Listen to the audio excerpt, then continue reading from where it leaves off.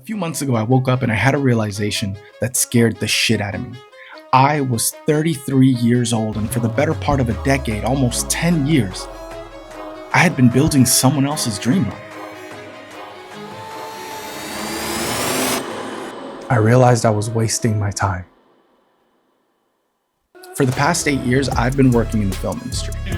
That's how it is, boss.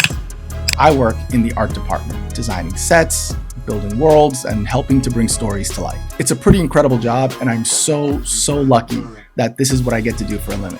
I've worked on massive productions, huge commercials, and I even got to production design an entire feature documentary for an Academy Award-winning director. A kid from the South Bronx who loved movies ended up designing one, and having that movie premiere at the Tribeca Film Festival was a dream come true. You guys should check it out. It's called The Saint of Second Chances, and it's currently on Netflix. But here's the part that sucks. Even with all of that going on, I still wasn't happy. And not because the job was bad. The people are amazing. The work is creative. The money was great, but it just wasn't what I wanted to do. I want to make movies. I want to tell my own stories. I want to write and I want to direct. But every night after set, I found myself driving home with a pit in my stomach because I wasn't building my dream. I was building someone else's dream. I was helping to tell someone else's story. And the tough part about this is I got really good at it. I got so good at art department that designers just kept hiring me again, and again. The better I got at this thing that was not my dream, the harder it became to step away from it.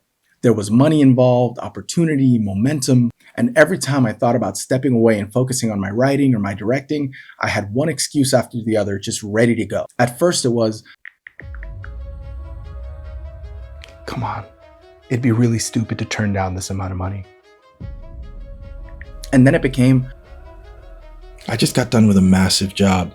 I need the rest. Hey, why go write or go out into the world and shoot something when, I'm tired, right?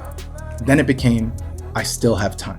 After this project, after next year, later, always later. But the problem is, later has a funny way of turning into never.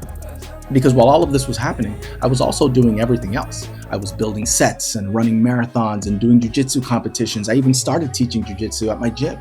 And on the outside, it probably looked like I was living a pretty full life. But on the inside, I just had this crushing anxiety because I was working really hard at everything except the thing that I want to do. Then one day I looked up and I was 33 years old, and something in my brain shifted. It was like I had been sleepwalking through my own life for the past 10 years. My days looked identical. Wake up, go to work,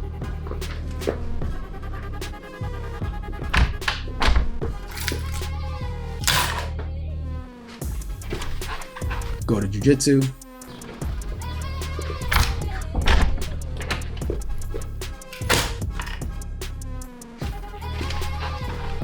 come home, scroll, repeat. And when life started to feel too repetitive, I'd throw something big in the mix, a marathon, a jiu-jitsu competition, some new challenge, something that would help distract me from the fact that I had spent another year not doing the thing that I wanted to do.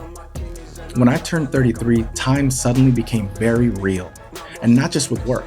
With my parents getting older, friends building family, time just slipping away from me, the years passing faster than they used to.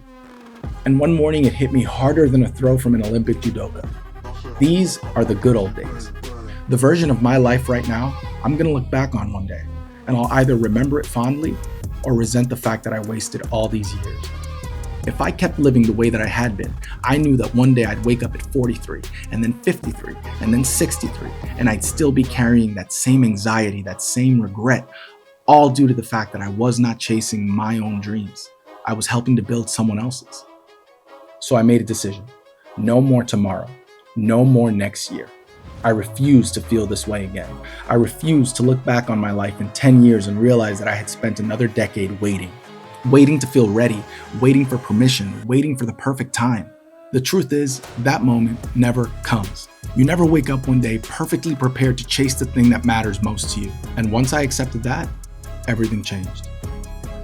First, I started being honest about the things that were stealing my time. Scrolling endlessly on Instagram, watching YouTube pretending I was doing research, consuming content instead of creating it. So I changed all that. I stopped reaching for my phone as soon as I woke up. I started my mornings differently. A little sunlight, a little movement, a few minutes to think about the things that actually mattered that day. And what's interesting is that while those new habits, they helped me a lot, they really did. But the real change was something else. I stopped treating my dreams like they were something that I was eventually going to get to and started treating them like something that needed to be handled today. There was no more time to wait. And once that shift happened, something unexpected happened too. The feelings of anxiety and regret that were crushing me, they all lifted.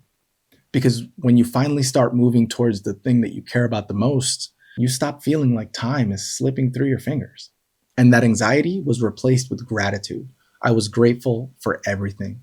The life you're living now is coming from you and not at you. And that realization comes with good news and with bad news. The bad news is the train is moving. It has left the station and it is not stopping for anybody. But the good news is you're the conductor and you get to decide where it goes. So make it someplace you love.